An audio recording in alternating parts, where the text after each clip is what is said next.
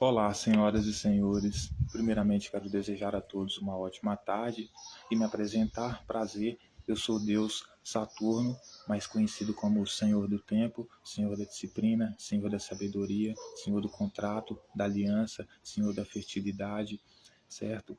E Senhor da Ordem, Senhor do Caos, certo? E apressadamente, né? Ou seja, me apressar em dizer, né? Imediatamente me apresso em dizer que os deuses não existem, não existe Deus nenhum, que os deuses são apenas criação da nossa mente, da nossa imaginação, e que eles só existem de fato dentro da nossa mente, né? Se ele só pode, ele não tem autonomia, né? Porque ele não existe, né? Então, tudo que nós fazemos em nome de Deus ou falamos em nome de Deus, estamos falando em nome de nós mesmos ou fazendo em nome de nós mesmos, né? E eu preciso dizer isso para deixar para que a nossa conversa possa ser o mais racional possível, né? E eu estou aqui encarnando a entidade de Saturno porque eu estou atribuindo a mim mesmo, certo? Eu estou encarnando os atributos, as qualidades de Saturno, a personalidade de Saturno. Então, Senhor do Tempo, como sempre, porque eu te convido a fazer uma viagem no tempo no dia de hoje, que nada mais é do que ler os textos bíblicos. Isso é uma viagem no tempo, porque nós vamos agora procurar entender qual é o pensamento do autor de alguns milênios atrás, né? Então isso é uma viagem no tempo. Senhor da Disciplina, por quê? Porque eu quero convidá-los a fazer essa análise, essa leitura, essa reflexão dos textos bíblicos comigo, comprometidos com a metodologia científica, né? Então, no sentido que nós mesmos, vamos analisar o objeto, certo? Para tirarmos as nossas conclusões, né? Do que aprendemos, do que podemos observar, né? E descartamos, a princípio, toda e qualquer interpretação que seja clerical, que seja tradicional, convencional, né, que ressignifica a imagem de Jesus, que é dito completamente o oposto sobre ele, né, na igreja, né? Então, para que nós possamos fazer uma análise mais racional, uma análise mais científica, mais independente, mais autônoma, né, a gente precisa de quê? De disciplina. Né? Então, por isso eu encarno a disciplina. Encarno o contrato, a aliança. Por quê? Porque a partir desse momento eu quero estabelecer alguns termos e condições para a nossa análise, leitura e reflexão dos textos bíblicos. Esses termos e condições, esse contrato em que eu coloco sobre a mesa para que nós possamos acordar sobre ele, é que estaremos ao longo da nossa leitura, análise e reflexão completamente comprometidos com a verdade, com a lealdade, com a honestidade, com o único propósito e objetivo de procurar entender o que os autores dos textos bíblicos quiseram dizer, sem acrescentar ou retirar nenhuma vírgula. Certo? Então eu encarno a persona do deus Saturno não no sentido de que os deuses existem, mas no sentido de encarnar o seu arquétipo, o seu símbolo, o seu formato, né, simbólico, arquétipo, né, simbólico, etc. Certo? Então, dito tudo isso, eu quero convidá-los a tomar uma xícara de café. Convido a todos a tomar uma xícara de café, aqueles que aceitarem, que se sintam servidos. E como sempre, né, pessoal, não era uma coisa que eu falava aqui nos outros vídeos anteriores antes de começar a nossa análise, mas devido às circunstâncias em que eu estou vivendo, eu vou ter que falar, né? Hoje estou um pouco triste, né? Um pouco com medo, apavorado, né? Poderia dizer que estou em medo absoluto, em insegurança absoluta, embora eu more perto da casa, perto da Polícia Civil aqui, né? Embora eu seja um agente do Estado, né? Que contribui com o serviço de inteligência do Estado, por quê? Porque eu sou os olhos do Estado aqui no meu município, aqui na minha cidade, não só aqui, mas para o mundo, para as notícias da internet, para tudo. O meu dever é manter o Estado informado, é manter o Estado vivo, manter o Estado forte o máximo possível. Por quê? Porque o meu comprometimento com a sociedade é esse. Sem hierarquia, sem Estado, não tem sociedade. Né? Então, por mais que você tenha tido todos os outros modelos diferentes do Estado no passado, como feudalismo, né? Tanto como o feudalismo, monarquia e agora a república, todos esses formatos, eles nada mais são do que a evolução humana, né, para a criação do Estado. Então, todos eles, em algum sentido, é um Estado, né? Já é um Estado, porque o Estado ele representa a hierarquia, a organização social, a ordem, né? E por isso eu sou um agente do Estado, eu defendo o Estado, né? E por defender o Estado, né, nós estamos vivendo uma vida um pouco conturbada, cheia de medos, por quê? Porque nessa batalha de facções criminosas, né, contra o Estado, né, a gente acaba se fudendo, né, a gente que está desarmado aqui, né? Então a gente anda com medo porque eles sempre identificam a gente, né, e querem nos censurar, querem nos calar, e assim, eu já perdi até no meu direito de ir e vir, porque a praça da minha cidade, onde eu frequento, já tem símbolos de comando vermelho lá. Então, assim, já não sinto mais seguro em ir e vir na minha cidade, em praticar o que eu mais gosto de fazer, que é dança, na praça da minha cidade, que eu fazia, né? Então, assim, o lugar onde essas facções entram, os parques, né, que são lugares das crianças, das pessoas que praticam atividade física, que praticam arte, e esses lugares passam a ficar vazios e frequentados apenas por essas as pessoas vinculadas a essas facções, né? Então, assim, eu me sinto um pouco inseguro, né? Não um pouco, mas totalmente, né? Então, eu preciso desabafar isso aqui.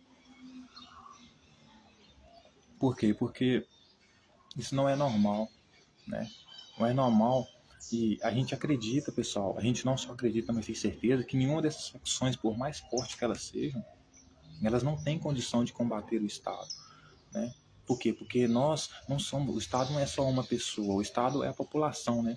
Então por isso o Estado ele não faz mal a ninguém, porque o Estado ele é uma abstração, o Estado carrega só um significado simbólico, é só um monte de pedra. Se não tiver seres humanos lá, não existe Estado. Então, por isso eu defino as instituições, né? O problema não é a instituição polícia militar, é alguns militares. O problema não é o STF, talvez alguns que estão lá, né? E eu digo isso por quê? Porque a gente às vezes sofre por defender essas instituições, né? Sofre muito, né?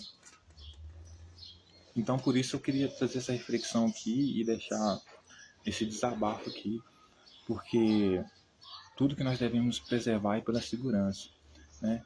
E dizer que, embora eles não tenham poder nenhum contra o Estado, porque nós somos muito maiores, muito mais inteligentes, muito mais sagazes, né? Muito mais eficazes, né?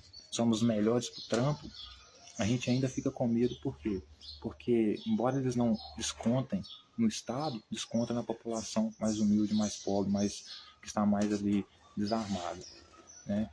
Então, a gente corre esse risco, né? A gente corre esse risco. E a gente não pode também cair na pilha, né? Na enganação, né? A gente não pode cair também na insensatez e achar que esses traficantes, né? Eles são pessoas boas, né? Que eles são ruins, que eles são pessoas boas. Não pode cair nesse equívoco, né? Porque quem já convive com eles, né? Estuda eles de perto, sabe que eles são piores do que o Estado, né? Porque se você acha que o Estado, o capitalismo é ruim e o Estado é ruim por ser capitalista, você tem que ver eles, né? Como exemplo aqui, eu cito um exemplo do meu irmão cadeirante, por exemplo, né? Sofreu um acidente de trabalho, ficou arrasado da vida, começou a usar droga, muito mais droga, porque estava com as emoções destruídas, né? Que não podia mais andar. E um belo dia, um traficante de pedra, visando apenas o lucro, porque é só isso que eles querem, vendeu pedras de crack pro meu irmão. Meu irmão ficou loucão, ficou fora de si, saiu para a rua se arrastando, porque não anda mais, né? Acabou causando uma ferida na perna dele, né? Que basicamente está destruindo ele aos poucos, né? Então, os traficantes nunca são bons em nenhum sentido, em nenhuma medida, né? Porque o negócio deles é lucro, é só lucrar. Então, se você tiver que vender a sua casa para comprar a porra da droga dele, ele não vai ter compaixão nenhuma em ver você perder a sua casa por uma pena de crack. Então, assim, eu não sou a favor de traficante, né? O que eu sou a favor é que o Estado, como não tem como você acabar com a demanda das drogas, que a sociedade, que é uma das maiores demandas que a sociedade tem, por isso as facções criminosas se apoiam nessa demanda para crescerem, né? Então, mesmo que você acaba com combustível deles adulterado hoje, se você não fazer com que a droga seja distribuída pelo Estado para cada cidadão, você acaba mantendo a base econômica deles de pé, né? Porque eles vão aproveitar a política proibicionista, né? Vai vender produto ilegal, o produto ilegal não tem a Receita Federal não tem acesso, então ele não vai pagar imposto, né? E o dinheiro que era para voltar para o Estado através do imposto vai direto para o caixa dessas facções, fazendo com que elas fiquem mais ricas ainda. Né? Por quê? Porque o negócio deles é só lucro, lucro. Né? Não tem compaixão de ninguém, não. Né? Então, assim, eu, por exemplo, preferia perder dinheiro do que vender drogas a uma pessoa que claramente está destruída emocionalmente. Né? Porque a droga não vai melhorar, só vai piorar a situação da pessoa. Né? Está com o psicológico abalado. Nunca melhora, na verdade. Então, eu quis deixar esse desabafo aqui, certo? E hoje nós vamos voltar a falar dele, né?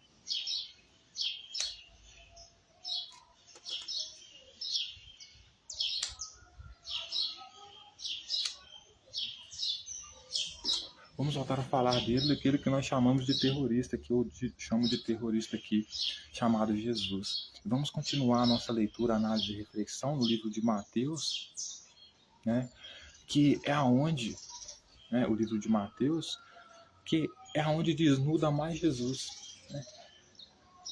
Que é aonde mostra Mateus, o que ele fala de Jesus, é basicamente descrevendo Jesus como terrorista, como uma pessoa ruim, né? Ele rasga, joga no lixo toda aquela imagem ressignificada que a igreja faz dele, do Jesus bonzinho, que ajudava os pobres, etc. e tal. Mateus conta por detalhes as maldades de Jesus por trás de cada ação dessa, né, que a gente conhece como solidário. Ou seja, ele era solidário, né, mas para quê? Para que as pessoas, não é aquela solidariedade humana, né, de querer ajudar o próximo, né, mas ele ajudava porque ele queria recrutar pessoas para o movimento terrorista dele e comprometer a vida dessas pessoas, né, fazer com que essas pessoas lutassem e morressem pelos objetivos dele. Né? E tudo isso em troca de um prato de comida. Então Jesus é um dos maiores líderes de facção que a gente encontra dentro da Bíblia. Né? E Rio de Janeiro hoje está nessa situação de tão terrível, né? De brigas entre facções, de surgimento cada vez mais de facções, né? Não é à toa, né? Não é à toa que tem aquele Cristo Redentor lá, né? Porque onde Jesus está, o barquinho que Jesus está, meu filho, pode saber que ali tem terrorista, ali tem gente, não tem boa gente não, né? Então, hoje a gente vai falar dele, né? Jesus Cristo, o cara da Bíblia, né? O cara que queria matar judeus, né? Que queria trazer o holocausto para os judeus, né? Caso os judeus não se arrependessem dele, se arrependessem diante dele, né? Queria trazer o holocausto, matar todo mundo, todos os judeus que não gostassem dele, que não aceitassem ele. Então, se isso não for terrorismo, eu não sei o que é terrorismo, né? Então, hoje nós vamos continuar, senhoras e senhores, lá em Mateus, a partir do capítulo 9, né? Dando continuidade, então, o capítulo começar falando a respeito da ressurreição da filha de Jairo. A ressurreição aqui não tem nada a ver com o morto que está morto biologicamente considerado.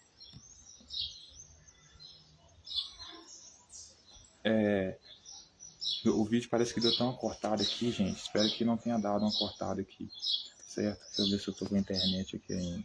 Tô, né? Então, a ressurreição da filha de Jairo não tem nada a ver com a ressurreição biológica de uma pessoa que morre e torna a viver de novo. Né? Uma pessoa que você sabe que os batimentos cardíacos pararam, ou seja, teve uma morte biológica, volta a viver de novo. Né? O próprio texto vai desmentir as narrativas da igreja de que Jesus ressuscitava a pessoa, dizendo que a filha de Jairo não estava morta, ela estava dormindo. E a gente vai ver isso aqui no texto agora, certo? Então, sem mais delongas, vamos direto à nossa análise, leitura e reflexão dos textos bíblicos e, por favor, me acompanhe. Então, Mateus capítulo 9, versículo 23, começa dizendo assim: Tendo Jesus chegado à casa do chefe, vendo os tocadores de flauta e o povo em alvoroço, disse: Retirai-vos, porque não está morta a menina, mas dorme. E retiraram-se dele. Então Jesus chega na casa da filha de Jairo, ele chega lá, o pessoal chama ele para ir lá. Quando ele chega lá, a filha de Jairo está deitada, todo mundo acha que ela está morta. Por quê? Porque estão tocando flautas alto e ela não acorda, ela não levanta, então todo mundo acha que ela está morta. Aí Jesus chega lá e fala para o povo: não, se retirem daqui, por quê? Porque ela não está morta, ela está dormindo. Se ela não estava morta, ela estava dormindo, portanto não teve ressurreição de mortos aqui. Jesus não ressuscitou mortos aqui, certo? Aí o texto vai continuar dizendo: mas afastado o povo, entrou Jesus, tomou a menina pela mão e ela se levantou.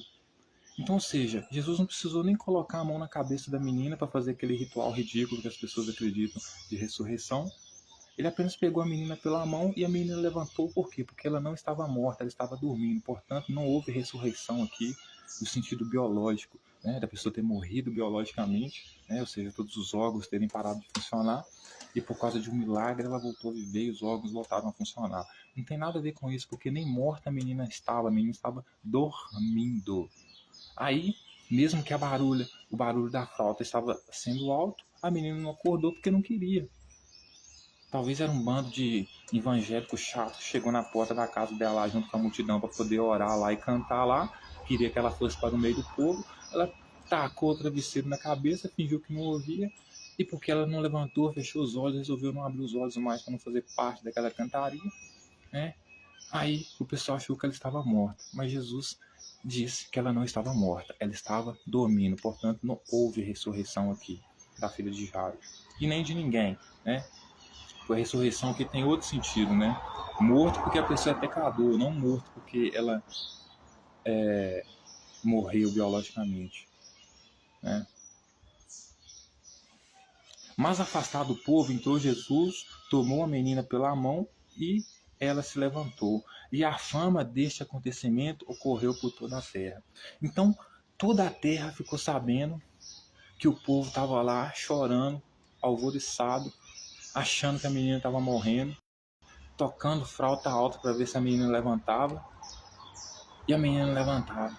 Aí chegou um camarada lá chamado Jesus, disse que ela não estava morta, que ela estava dormindo, e provou isso pegando ela pela mão e levantando ela. Certo? Então toda a cidade ficou sabendo disso. Isso foi um boato famoso dentro da cidade. Certo? Ou seja, que não acontecera ressurreição nenhuma. Que a menina que estava dormindo, que a menina que foi dita que estava como morta, estava apenas dormindo. Certo? Aí a cura de 2 cegos também, né? Partindo Jesus dali, seguiram-no 2 cegos, clamando: tem compaixão de nós, filho de Davi. Primeiro, que não tem como uma pessoa cega seguir outra pessoa, por quê? Porque ela não a vê. Ela não enxerga, como que ela vai seguir? Então a cegueira aqui é no sentido, não no sentido biológico de que a pessoa via tudo escuro desde pequeno, não via luz, não via objetos, etc. e tal. A cegueira desses 2 homens aqui é porque Jesus queria que as pessoas enxergassem ele como rei, e tinha pessoas que não queriam enxergar ele como rei, não viam ele como autoridade. Então essas pessoas eram consideradas cegas por ele, mas a partir do momento que elas tinham contato com ele, conversavam com ele, passavam a acreditar nele, ver ele como rei, como líder, então a cegueira dela era curada nesse sentido, ok?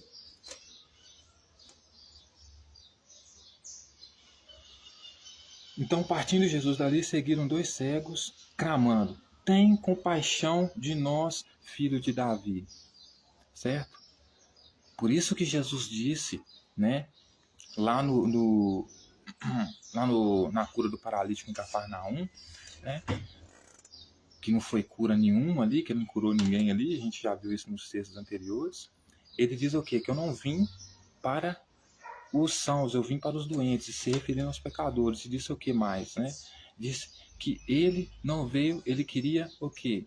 Misericórdia. Ou seja, ele queria que as pessoas ali pedissem misericórdia a ele, pedissem a ele que tivessem compaixão delas, que ele não vinha trazer holocausto sem misericórdia. Por isso que ele estava sentando com os pecadores ali, certo? Então é a mesma coisa que está acontecendo aqui. 2 pessoas cegas correm até Jesus, pedem ele para que ele tenha compaixão delas. Por quê? Porque Jesus pretende matar elas porque elas não aceitam ele, até então são consideradas cegas por ele, porque não o vê como líder. Então Jesus pretende matar ela, por isso que ele diz que manda comprar espada, né, vender a capa para comprar espadas, que vai matar até mulher grávida no dia da vinda do Filho do Homem, etc e tal, atacar fogo no joio, etc e tal. Certo? Então, a cura desses dois cegos aqui era o quê? Jesus perdoar eles, ter compaixão deles. A cura deles aqui era fazer porque o fato deles enxergarem Jesus como rei deles, isso significa o quê? Que Jesus então iria ter compaixão deles. Por quê? Porque eles já passaram a aceitar Jesus como o rei deles e enxergar Jesus como o rei deles. Então, a cura desses cegos aqui é nesse sentido, no sentido de Jesus ter compaixão deles. Então, eles pediam para Jesus: tenha compaixão de nós, filho de Davi. Tendo ele entrado em casa, aproximaram-se os cegos e Jesus lhe perguntou: credes que eu posso fazer isso? Responderam: sim, Senhor. Então Jesus entra em casa e pergunta para os cegos que estão na porta de sua casa: vocês acreditam?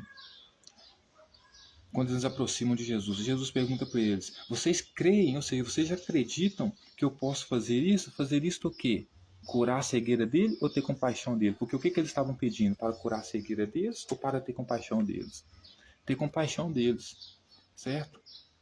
Então Jesus pergunta para eles: vocês creem que eu posso fazer isso que vocês estão pedindo? E o que eles estavam pedindo? Para terem compaixão deles, não para curar a cegueira deles, porque eles não eram cegos biologicamente falando, certo? Aí eles vão responder para Jesus: responderam-lhe: sim, Senhor. Então lhes tocou os olhos, dizendo: faça-se-vos conforme a vossa fé. Então, ou seja, Jesus tocou o olho deles no sentido de que abriu os olhos deles para que eles passassem a enxergar Jesus como o líder deles, como o rei deles, como o filho do homem, como o cara que vai trazer o terror absoluto, que as pessoas inclusive vão até desmaiar de terror, como ele diz, né? Então ele vai e toca o olho deles, ou seja, faz com que eles passem a enxergar ele como o mestre deles, né? E dizendo: faça-lhes conforme a vossa fé, ou seja, faça então, agora que vocês já estão me vendo como seu mestre, faça conforme o que vocês acreditam, certo? Porque a fé é isso, acreditar sem ver, né? Sem ter provas, né? Acreditar cegamente, né? Aí o texto vai dizer: e abriram-se-lhe os olhos, ou seja, passaram a enxergar Jesus como o rei deles, como o mestre deles, como o rei dos judeus. Por isso, pediam misericórdia para ele. Por quê? Porque eu tinha medo dele punir eles, né? Então, abriram-se os olhos, Jesus, porém, nos advertiu severamente. Jesus advertiu eles severamente, dizendo: acautelai-vos, ou seja, tenham cuidado, tá? De que ninguém o saiba. Saindo eles, porém, divulgaram-lhe a fama por toda aquela terra. Então, de novo, Jesus não curou um cego de forma biológica. Os cegos aqui eram as pessoas que não enxergavam ele como o rei, mas agora passaram a enxergar ele como o rei. Certo? Então, após Jesus ter perdoado eles e ter tido compaixão deles, digamos assim, Jesus pede para eles, ou seja, adverte eles, né, severamente, ou seja, para que eles não digam nada a respeito do que aconteceu. Por quê? Porque Jesus era um cara que ficava fazendo as coisas escondidas, às sombras, para que ninguém visse, certo? Então ele não queria que os discípulos não, que aqueles cegos ali saíssem depois que estavam curados da sua cegueira, ou seja, passaram a ver Jesus como o filho do homem, ou seja, aquele que vai tocar o terror. Não era para eles saírem por ali falando isso. Mas aí o texto vai dizer que mais uma vez a fama de Jesus se espalhou. Por quê? Porque eles falaram.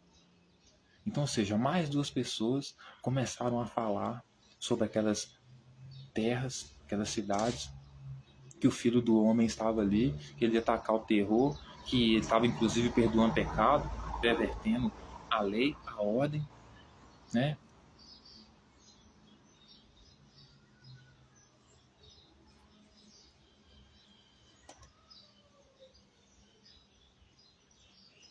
Aí a cura de um endemoniado e a blasfêmia dos fariseus. Ao retirarem-se eles, foi-lhe trazido um mudo endemoniado. Então, ao se retirarem-se eles, ou seja, quem se retirou? Os cegos, né?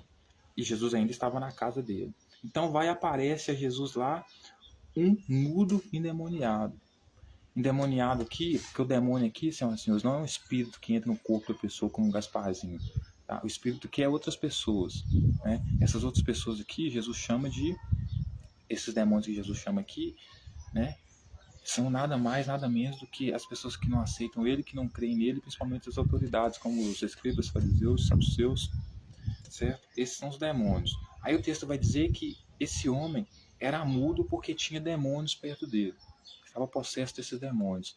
Ou seja, era um homem que não confessava que Jesus era o rei dele. Por quê? Porque as autoridades de Jerusalém estavam perto dele. Certo? É basicamente isso. Então, ele não confessava que Jesus era o rei dele. Por isso ele era mudo. Certo? Aí o texto vai dizer, e expelido o demônio, falou o mudo. Então, o mudo começou a falar com Jesus. Ele não falava com Jesus porque os demônios estavam perto dele. Os demônios são quem? São as autoridades de Jerusalém, de Judá e de Belém e todos os outros povos que não seguem ele. Esses são os demônios. Por isso os demônios são descritos como multidões, né? Nós somos como multidões, né? Expelido o demônio, falou mudo, e as multidões se admiravam, dizendo, jamais se viu tal coisa em Israel. Mas os fariseus murmuravam, pelo maioral dos demônios é que ele expele os demônios. Então os fariseus consideravam, como Jesus expulsava demônios em nome do Pai dele, que era o Espírito Santo, que era o Deus dele, para os fariseus, né, esse Espírito Santo aí, que era o Pai de Jesus que gerou ele, era o demônio. Então quando Jesus expulsava eles, né, fariseus, que são os demônios, de perto do muro, eles vão e falam. Ele está expulsando nós, chamando nós de demônios, em nome do maioral dos demônios, que é o pai dele.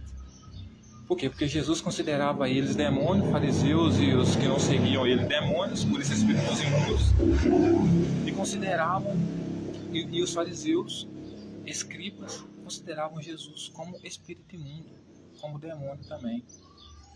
Certo? Portanto, ele e o pai dele.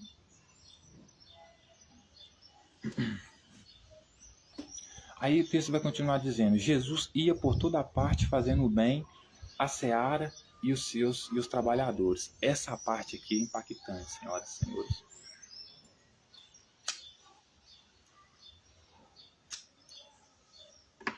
Uma das partes mais impactantes dos textos. Porque olha só o que ele vai dizer. Jesus ia por toda parte fazendo o bem, entre várias aspas aqui, porque esse bem dele aqui eu não queria, creio que você também não ia querer, a seara e os trabalhadores, né? A seara aqui pode ser um campo produtivo, né? Se referindo ao próprio povo, um campo que foi semeada a semente, ou seja, semeado a doutrina de Jesus.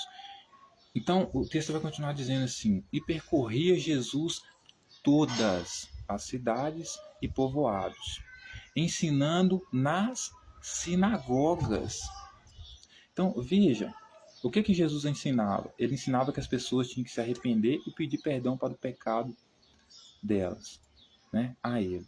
Então Jesus percorria todas as cidades, indo em todas as sinagogas, pregando o evangelho do reino e curando toda sorte de doenças e enfermidades.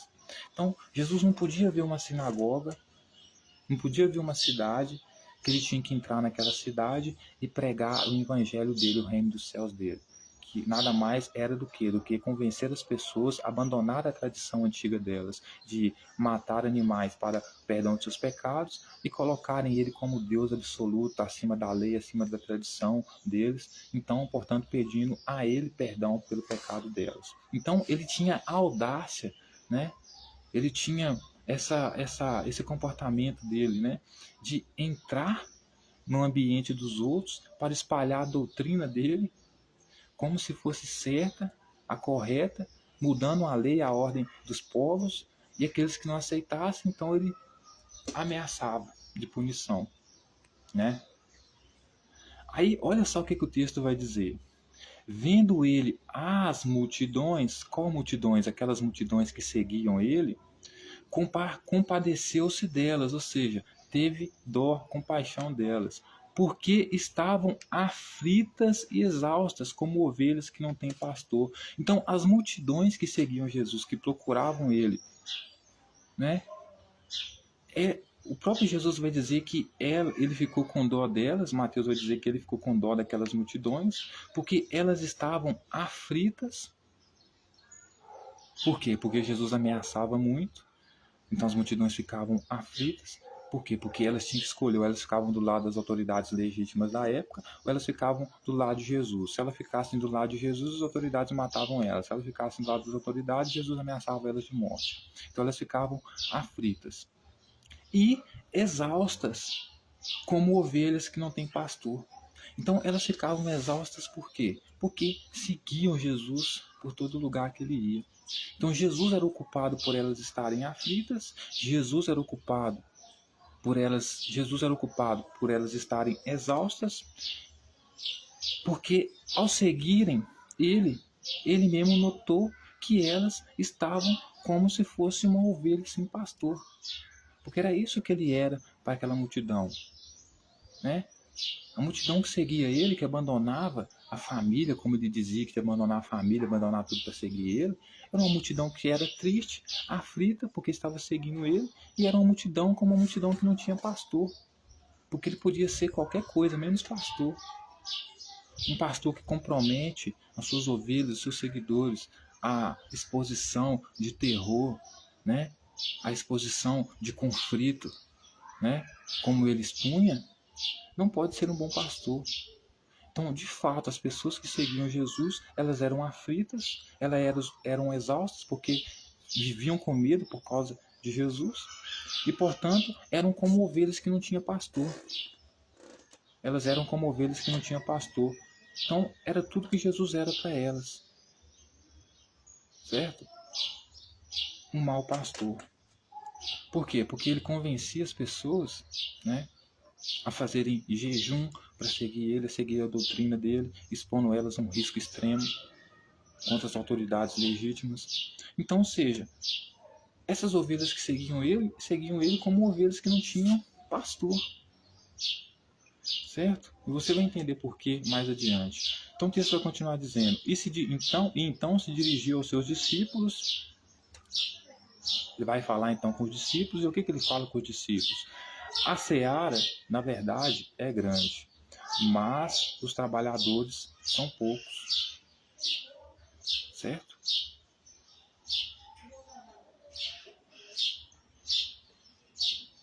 Ele vai dizer o seguinte, eu estou olhando para a multidão, é isso que ele está dizendo, eu estou olhando para a multidão, estou vendo que a multidão está me seguindo, mas eu não estou sendo um bom pastor para elas, porque elas andam exaustas, elas andam aflitas.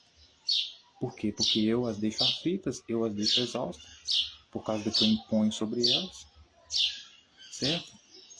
Então ele olha para os discípulos dele e se dirige aos discípulos dele dizendo, a seara é grande, ou seja, se referindo àquela multidão. Essa multidão aqui é como um campo que eu semeei a minha semente. É um campo que está produzindo a minha semente, ou seja, produzindo a minha doutrina, produzindo meus ensinamentos.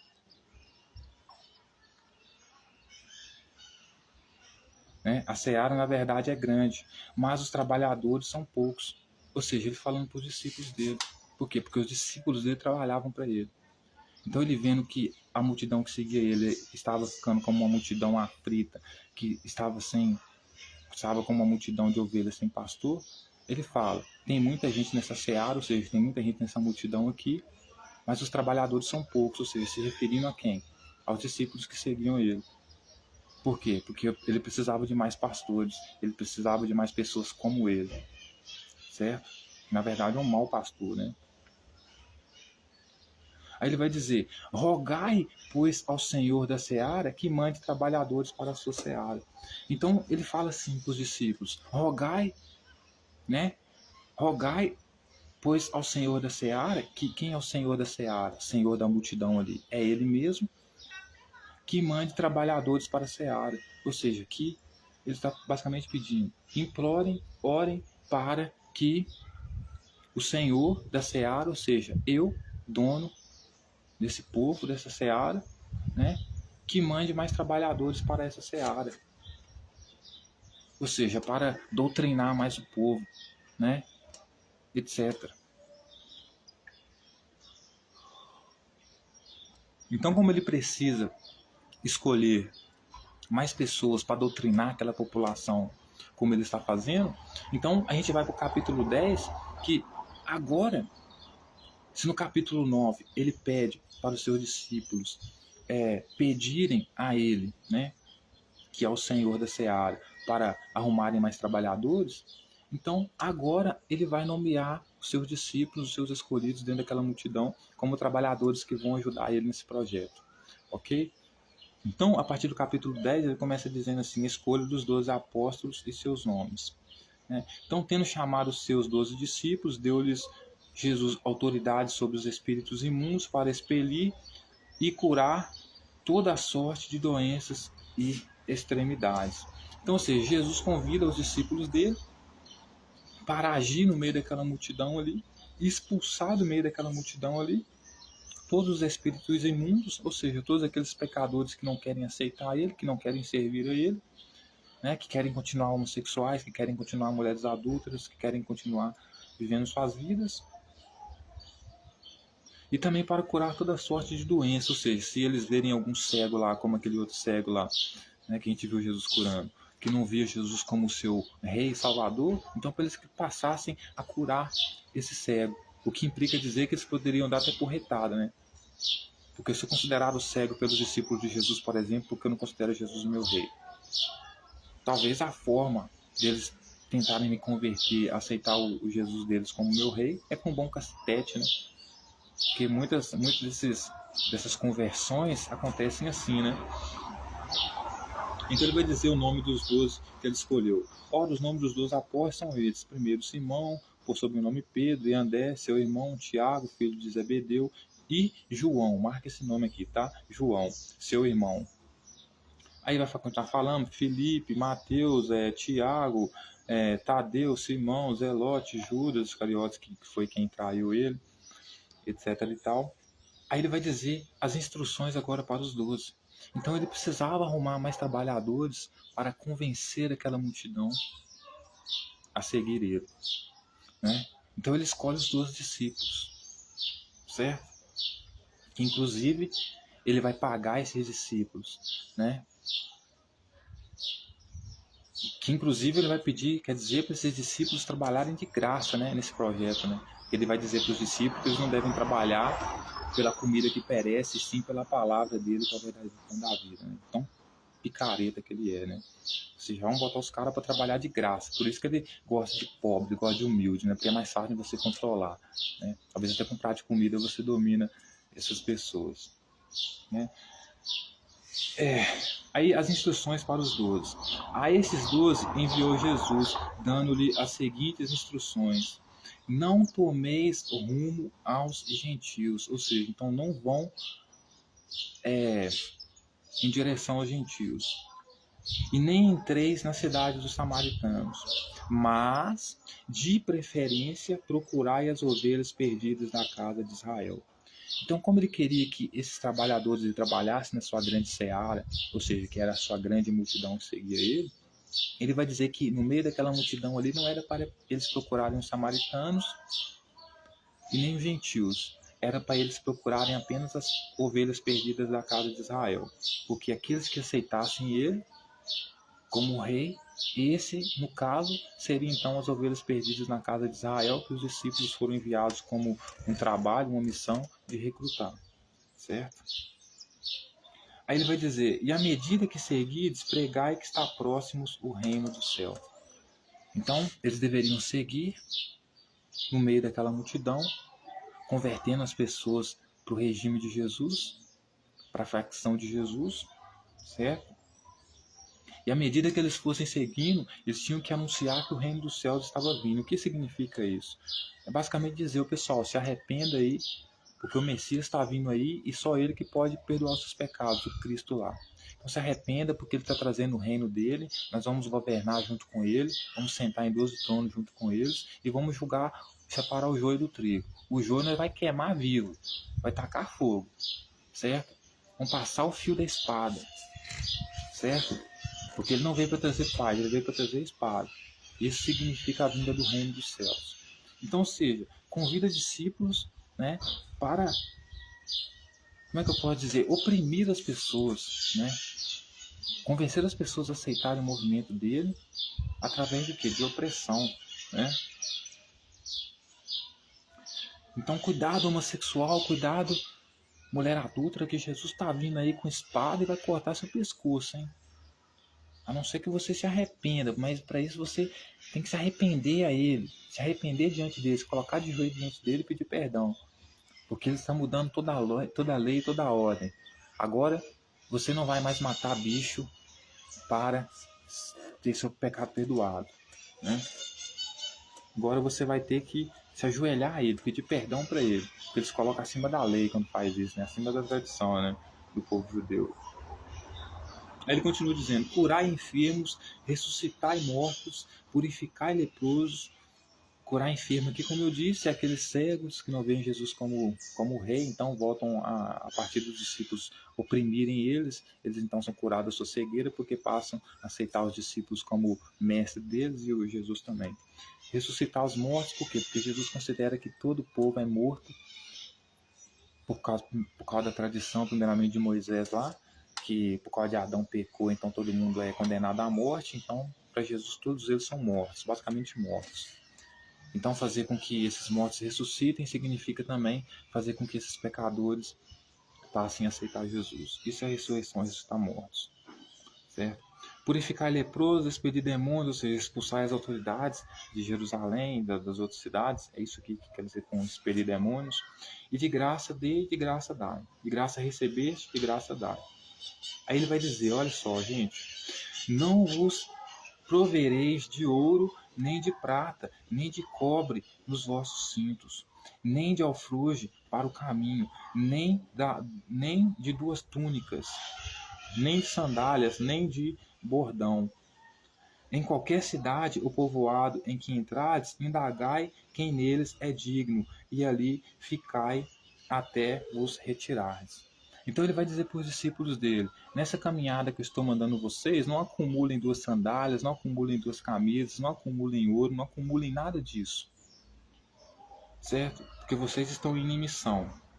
E em qualquer cidade, povoado em que vocês entrar, vocês vão indagar se nele, em qualquer cidade ou povoado em que entrardes, indagai, ou seja, perguntem quem nele é digno, e ficai até vos retirardes, né? Então, ou seja, vocês vão entrar em todas as cidades, e vocês vão perguntar quem nessa cidade é digno. Digno de quê? Digno de conviver com Jesus. Ou seja, qual de vocês aqui é digno? Qual de vocês aqui merece o reino dos céus? Certo? Então vocês vão perguntar quem é digno do reino dos céus nas cidades que vocês entrarem, no povoado que vocês entrarem, e vocês vão ficar lá até alguém retirar você de lá. Porque certamente alguém vai mandar eles embora, porque sempre eles são expulsos da cidade, por quê? Porque ninguém aguenta esses seguidores de Jesus. Certo? Por quê? Porque é um movimento de facção, né, mano? Aí ele vai dizer: ao entrardes na casa, saudai. Então cumprimentem as pessoas que estão dentro da casa quando vocês entrarem. Se com efeito a casa for digna, ou seja, se vocês perceberem que a casa me merece, ou seja, que não tem homossexual lá, que não tem mulher adulta lá, venha, se vocês perceberem que a casa for digna, venha sobre ela a vossa paz. Se porém não for, torne para vós outros a vossa paz. Então, o que Jesus está dizendo aqui? O que Mateus está dizendo? Jesus envia os discípulos dele para entrar em todas as cidades, em todas as casas, em todos os povoados e perguntar para esses povos, nas casas desses povos, se tem alguém dentro dessa casa que é digno de Jesus, ou seja, que é digno do reino dos céus. Ou seja, tem alguém aqui que é homossexual? Tem alguém aqui que é mulher adulta? Tem alguma criança que é desobediente aos pais? Se tiver algum, vocês não são dignos.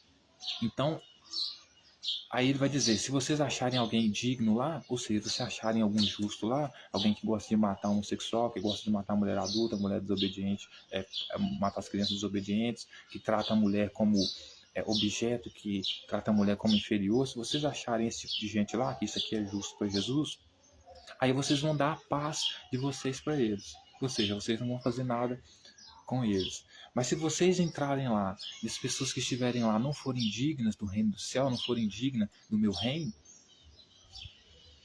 né? Ou seja, se eles não forem dignos, vocês vão tomar a paz de vocês para vocês mesmos. Então, ou seja, por isso que ele disse que não veio para trazer a paz, e sim para trazer a espada. Porque o que ele está fazendo para o discípulo dele é isso aqui, ó. Certo? Vocês vão entrar na casa das pessoas e vão perguntar qual delas aceitam seguir a minha facção, aceitam seguir o meu reino. Aqueles que não aceitarem, aqueles que aceitarem, que forem dignos, portanto são dignos, vocês vão dar a paz a eles. Ou seja, nós não vamos entrar lá e cortar eles ao fio da espada, como eu disse que seria no dia da vinda do Filho do Homem.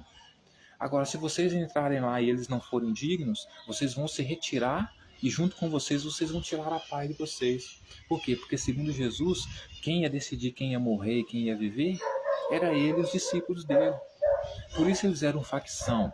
E quem ia morrer era quem não aceitasse ele. E quem ia viver era quem se submetesse a ele.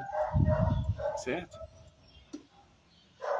Aí ele vai continuar dizendo, se alguém não vos perceber, nem ouvir as vossas palavras, ao sair daquela casa ou daquela cidade, sacudir o pó dos vossos pés. Então, ou seja, se vocês entrarem na casa de alguém, vocês estiverem pregando o reino, se arrependa aí, porque Jesus está vindo para vocês se arrepender diante dele. E essas pessoas não darem ouvido a vocês, e nem as suas palavras, então vocês vão sair daquela casa e vão sacudir o pó do pé de vocês. Ou seja, eu avisei que era melhor para vocês se arrependerem e pedirem perdão para ele. Eu avisei que era melhor vocês receberem a nós. Eu avisei que era melhor vocês aceitarem ele. Mas se vocês não aceitaram, então é como Pilatos, eu lavo minhas mãos. Só que aqui no sentido de sacudir o poeira dos meus pés. Por quê? Porque o plano é eles irem avisando que Jesus está vindo. E logo atrás, Jesus com a tropa dele vinha matando todos aqueles que os discípulos passaram na casa deles e não deixaram a paz deles lá dentro da casa deles. Por quê? Porque esse povo, essa cidade ou essa família não quis aceitar Jesus como o rei deles. Então, portanto, Jesus depois vai vir e vai passar na casa deles e vai matar eles. Por isso que ele diz que aqueles que estiverem dois dentro de uma casa, no dia da vinda do Filho do Homem, um será levado ao cativeiro e o outro ficará. Por quê? Porque aquele que não aceitarem os discípulos dele, não aceitarem ele, ele vai passar o fio da espada, ele vai matar. Porque esse é o Jesus, ele é terrorista, ele é faccionado, né? Líder de uma facção criminosa. Não líder por quê? Porque o Espírito Santo ainda está acima dele, mas um grande líder, né? Aí ele continua dizendo, porque em verdade vos digo que menos rigor haverá para Sodoma e Gomorra no dia do juízo do que para aquela cidade. Então, Sodoma e Gomorra, ela foi queimada viva por causa do pecado dela. Jesus está dizendo que na cidade onde seus discípulos entrarem, para converterem as pessoas a seguirem ele, e essas pessoas não quiserem, os discípulos devem tirar a paz dessas pessoas. Por quê? Porque o que virá sobre elas, virá mais rigor para elas do que o rigor que foi para Sodoma e Gomorra no dia do juízo final naquela cidade. Então, ou seja, no dia da vinda do Filho do Homem, que é o dia do juízo final, ainda na época de Jesus, que ele ameaçava matar aquelas pessoas, quando ele entrasse dentro da casa delas, dentro da cidade delas, ele iria ter menos rigor, né, com Sodoma e Gomorra. Ou seja, Sodoma e Gomorra, ainda, mesmo tendo sido morrido toda queimada, ainda ia ter saído mais bem, ia ter tido menos rigor com ela do que o que ele iria fazer com aquela cidade. Então, se aquelas pessoas de Sodoma e Gomorra morreram queimadas vivas, e para essa cidade que negou Jesus e os seus discípulos ia ter mais rigor, calcule o mal então aí para você ver quão maldoso ele é, né? Aí ele vai dizer, aí agora, senhoras e senhores, vocês vão ver, né, em detalhes como ele era um líder de uma facção, como ele era mau, tão mal, mas tão mal, que ele vai chegar a dizer que ele vai enviar os seus seguidores para o meio de lobos, como ovelhas para o meio de lobos. Ou seja, ele é um péssimo líder. Por isso a multidão que segue ele é uma multidão que, mesmo ele se colocando como pastor dela, é uma multidão que anda aflita e com medo. Por quê? Porque você ter um pastor como ele é como se não tivesse pastor. Porque um pastor que envia suas ovelhas para meio de lobos, ele não é um bom pastor. Então, Jesus é um mau pastor, pelo menos segundo Mateus. Certo? Aí ele vai dizer agora admoestações, né? As admoestações. Eis que vos envio como ovelhas, ou seja, os discípulos como ovelhas para meio de lobos. Sede, portanto, prudentes como as serpentes e simples como as pombas. Então, ele está dizendo, ele está enviando os discípulos dele para outros povos, outras cidades, para encher o saco das pessoas na casa delas, e acaba dizendo que ele está enviando os discípulos como ovelha para meio de lobos. Eu acho que é o contrário. Porque quem vai causar a matança aqui é quem? São seguidores de Jesus, é Jesus. Então o certo seria Jesus dizer: eu estou enviando lobos para a casa de ovelhas. Porque é isso que está acontecendo de fato. Porque os discípulos que vão causar a matança de quem não aceita eles, não aceita Jesus. Jesus que vai causar a matança de quem não aceita ele. Então quando eles mandam os discípulos para a casa dessas pessoas, é o contrário. Não é os discípulos que são ovelhas e estão indo para a casa de lobos. Na verdade, são eles que são os lobos e estão indo para a casa das ovelhas. Por quê? Porque são inofensivos aqui nesse sentido, né? Não vão conseguir se defender. Né? Aí ele vai dizer: acautelai-vos dos homens, porque vos entregarão aos tribunais e vos açoitarão nas suas sinagogas. Ou seja, eles vão ser entregues para os tribunais porque eles estão invadindo as sinagogas dos outros para levar as doutrinas deles, levar o ensinamento de Jesus que nada tem a ver com aqueles povos. Ainda mais ter que obrigar o povo a abrir mão da sua tradição de matar bicho para perdão dos pecados, para colocar um homem lá como Jesus, para pedir perdão dos pecados para esse homem Jesus, como se ele fosse acima da lei, da tradição dos povos. Porque é isso que a facção faz, né, mano? Então ele vai dizer: acautelai-vos dos homens, porque vos entregarão aos tribunais e vos açoitarão nas suas sinagogas. Então, eles vão açoitar vocês nas suas sinagogas? Errado, porque essas sinagogas que vocês estão não são suas. Não é porque Jesus falou que vocês iriam passar andando em todas as sinagogas, pregando o evangelho do reino dos céus, porque ele promete que ele é dono de tudo, que as sinagogas que vocês entrarem são suas. As sinagogas que vocês estão entrando são dos outros povos, não são suas, vocês são invasores. Então por isso vocês serão entregues aos tribunais. Vocês serão entregues aos tribunais por quê? Porque vocês, além de ameaçar os povos, vocês ainda entram na sinagoga, invadem a sinagoga deles e pervertem a ordem, pervertem a doutrina deles, a cultura deles, a tradição deles. Certo? Aí ele vai dizer: por minha causa serei levados à presença de governadores e de reis para lhes ouvir de testemunho a eles e aos gentios. Então, seja, um bom pastor que envia suas ovelhas, segundo ele, os discípulos dele são ovelhas. Podem ser ovelhas para ele, porque são submissas a ele, mas para o povo eles são lobos. Então, ele envia os discípulos dele basicamente para serem mortos, porque esse vai ser o resultado, né? Então, por minha causa, vocês serão levados à presença de governadores e reis para lhes servir de testemunho, e eles aos gentios. Então, os textos aqui, gente, é como se fossem testemunhas. Ou seja, o livro de Mateus aqui é como se Mateus fosse pego naquele movimento criminoso, e Mateus agora estivesse dando testemunho de como era andar com Jesus e descrevendo quão criminoso ele era. Né? Então, o próprio Mateus diz que qualquer que andasse com Jesus, ele seria levado à presença de governadores e de reis por causa de Jesus. Então, se Jesus está no seu barquinho, meu amigo, cuidado que pode cair bomba nele. Lembre-se da Venezuela, os traficantes no barquinho, explodiu tudo. Porque quem está no barquinho com Jesus, quem está no barquinho que Jesus está, pode ter certeza que os governadores, as autoridades vão vir atrás. Porque de fato, Jesus é líder de uma facção criminosa. Aí ele vai dizer: e quando vos entregares, não cuideis como ou o que haver de falar, porque naquela hora vos será concedido o que haver de dizer. Visto que não sois vós o que falais, mas o Espírito de vosso Pai a quem fala em vós. Ou seja, piorou. Se é o tal do Espírito Santo que vai falar por eles, piorou. Aí que eles têm que arrumar, então, algum advogado melhor. Por quê? Porque o próprio Espírito Santo é considerado o maioral dos demônios, o inimigão, o inimigo. Então eles não podem, o Espírito Santo, o Pai de Jesus, não pode salvar essas pessoas, mas ele mente descaradamente dizendo que pode. Por quê? Porque ele é líder de uma facção, para ele nada mais importa do que o lucro, do que ter o objetivo alcançado. Mesmo que os seus morram da forma mais trágica possível, seja preso e aconteça todo tipo de coisa ruim. Certo? Aí ele vai dizer: um irmão entregará à morte outro irmão, e o pai ao filho.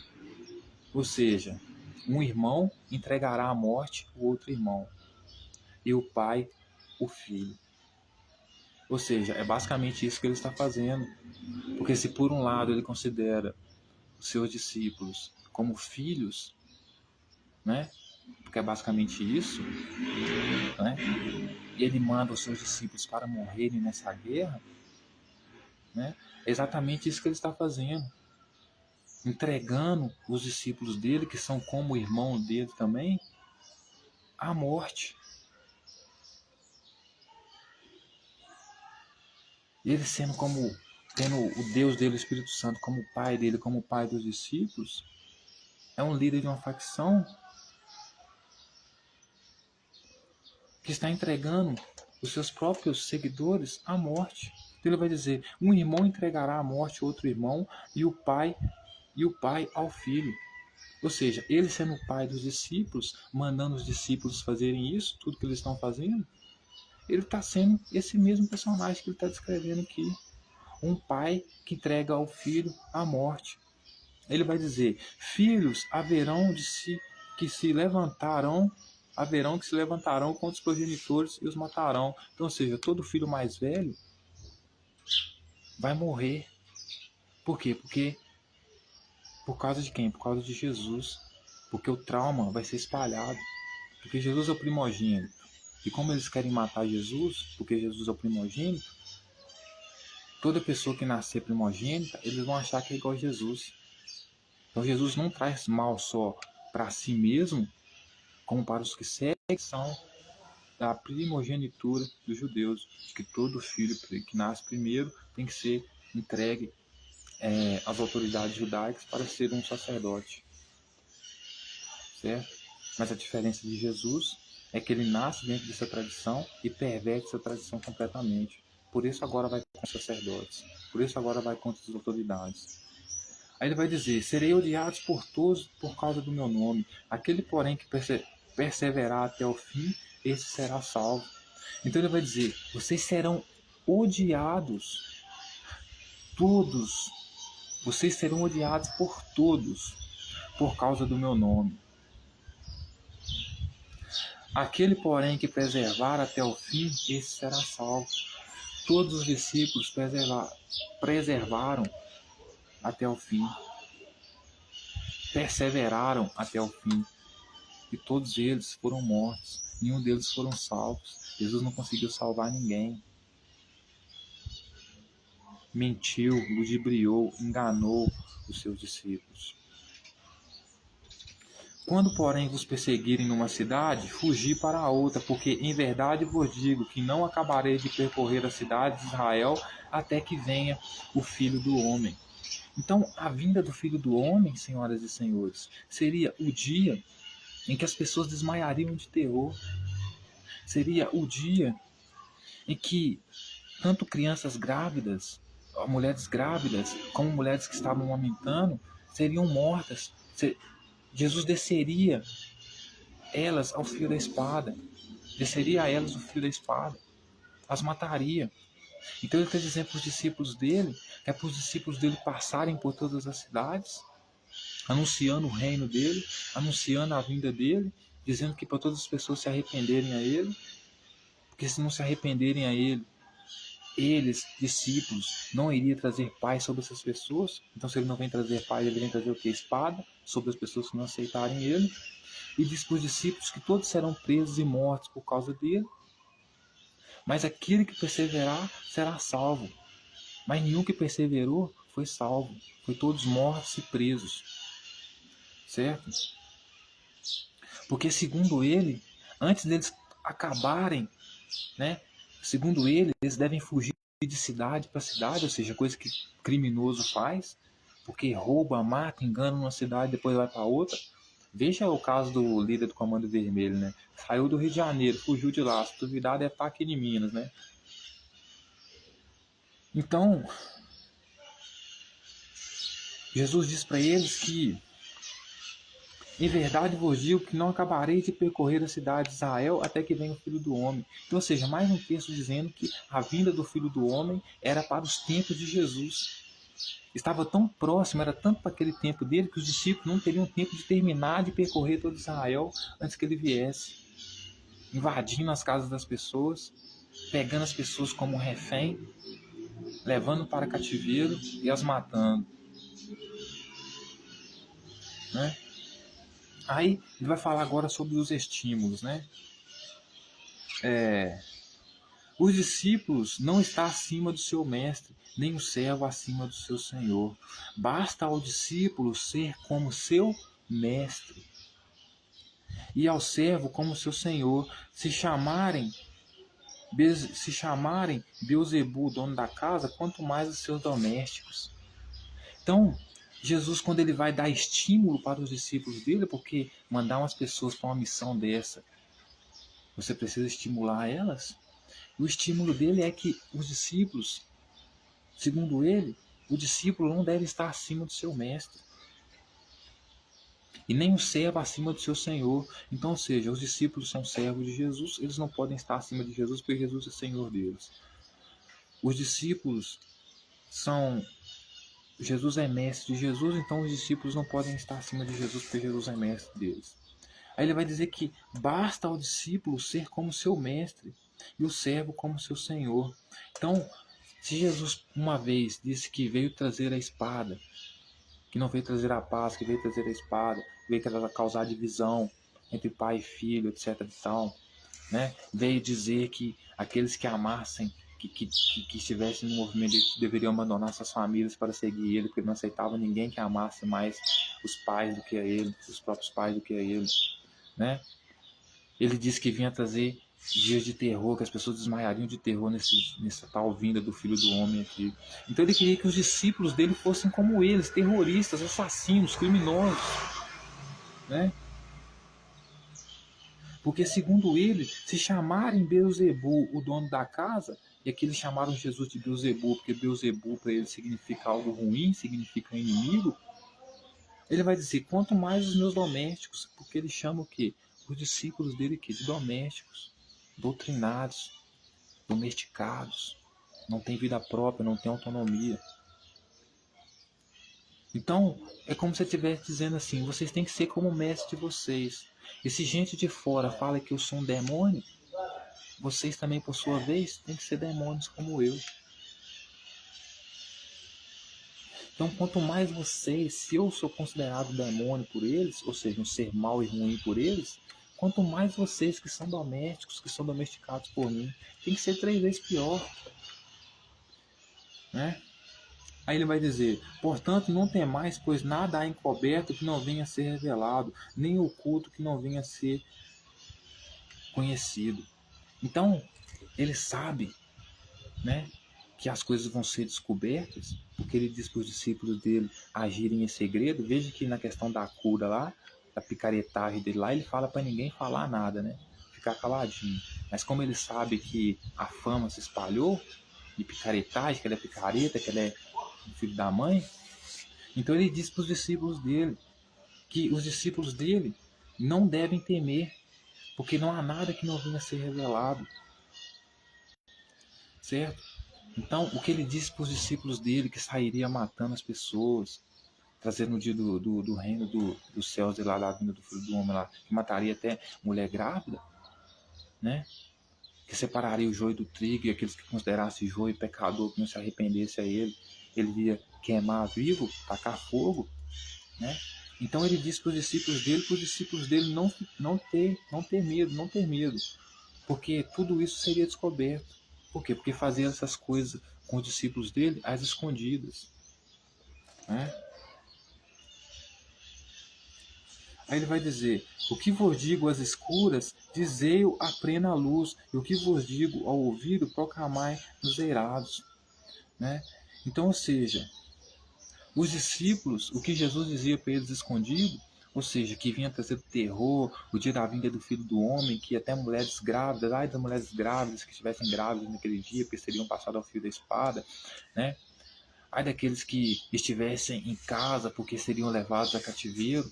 Então, tudo isso que ele diz para os discípulos à escura, ele está dizendo para os discípulos agora saírem basicamente gritando sobre as cidades. Justamente por quê? Porque ele pretende fazer isso antes que os discípulos acabem de rodar a cidade de Israel, avisando isso. E ele diz para eles pularem de cidade em cidade, por quê? Porque à medida que eles vão falando isso, as pessoas vão ficando apavoradas e vão tentar o quê? Matar eles, né?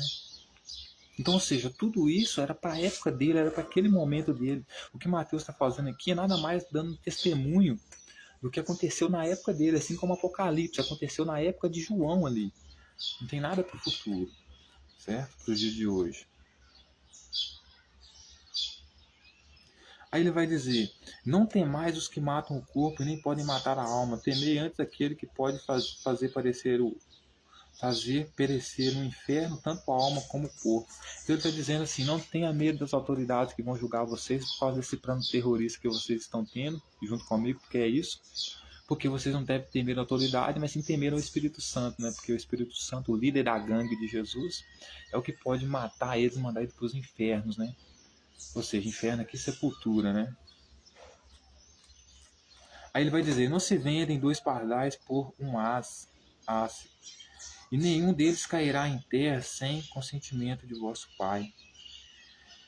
Então ele vai dizer: nenhum deles cairão por terra sem consentimento do vosso Pai. Por quê? Porque ele está convocando os discípulos para a guerrilha, para matar, e ele está basicamente justificando as mortes que aqueles discípulos causaram. Então, ou seja, podem matar à vontade, é basicamente isso que ele está dizendo. Porque nenhum daqueles que cair em terra vão cair sem consentimento do vosso Pai. Então, ou seja, eu estou mandando vocês matar, podem matar. Porque nenhum daqueles que vocês matarem, ou seja, que cair em terra, né, vai cair sem consentimento do vosso Pai. Ou seja, eu, sendo vosso Pai, tenho o consentimento do que eu mandei vocês fazerem. Então façam, matam, eu não vou punir vocês, nem eu, nem o Espírito Santo, que também é o vosso Pai. Né? Aí ele vai continuar dizendo assim: não temais, pois bem mais vale, não temais, pois bem mais valeis vós do que muitos pardais. Pardais aqui são as autoridades do templo, sabe? Porque eles são vistos como as aves do céu. Já falei aqui que o céu aqui são as instituições de poder judaico. Então vai desde palácio até templo, né?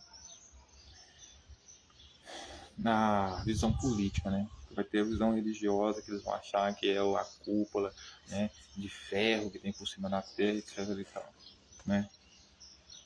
Ele vai dizer: portanto, todo aquele que me confessar diante dos homens, também eu confessarei diante do meu Pai que está nos céus. Mas aquele que me negar diante dos homens, também eu negarei diante do meu Pai que está nos céus. Quem que é os homens que eles estão falando aqui? Né? São as autoridades de Jerusalém, de Judá. Então, ou seja, como ele sabe que muitos vão negar ele, né, diante das autoridades, como Pedro fez, né? Aí ele vai dizer: se você negar eu diante das autoridades, eu vou negar você diante do meu Pai. Se você me aceitar diante das autoridades, eu vou aceitar você diante do meu Pai. O que é também um recado para quem? Para Pedro, que no final das contas vai negar ele diante das autoridades. Né? Então Jesus está basicamente dando um recado: Pedro, eu também vou te negar você no dia que eu vou trazer o reino do céu. Só que não vai negar nada, por quê? Porque ele vai morrer, não vai conseguir nem concluir o plano dele. Vai ser morto. Né?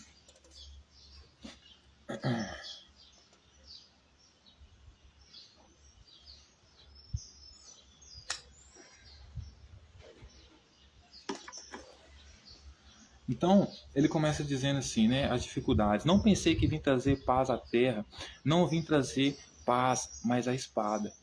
Então, ou seja, por isso que ele diz para os discípulos, né, vocês vão entrar dentro da casa e vão conversar com as pessoas lá para ver se elas vão me seguir. Aquelas que não quiserem me seguir, vocês vão tirar delas o quê? A sua paz. Por quê? Porque Jesus vai passar na casa daquela pessoa por não ter aceitado ele. Então, por isso os discípulos tiraram a paz deles daquela casa. Ele então vai matar essa pessoa. Então, por isso que ele diz: não penseis que vim trazer a paz à terra, não vim trazer paz, mas a espada. Por quê? Porque é ele que vai entrar na casa das pessoas e levarem elas cativeiro e vai matar as pessoas. Por quê? Porque não querem seguir ele, não querem aceitar ele como rei. Né? Ele vai dizer: pois vim causar divisão entre o homem e seu pai, entre sua filha e a sua mãe, entre a nora e a sua sogra. Assim os inimigos do homem serão da sua própria casa. Então, assim, ele é um mau pastor. Né? Ele é o culpado pelas multidões estarem aflitas. Né, por estarem tristes, né, por estarem sentindo uma multidão sem pastor, sem líder. Por quê? Porque ele é um líder que está colocando as pessoas contra os seus próprios parentes. Então, imagine você, mãe, que vê o seu filho se infiltrar, entrar numa facção criminosa e pede para ele sair, e essa facção criminosa faz uma lavagem na cabeça do seu filho a ponto dele matar você porque você pediu ele para sair dessa facção.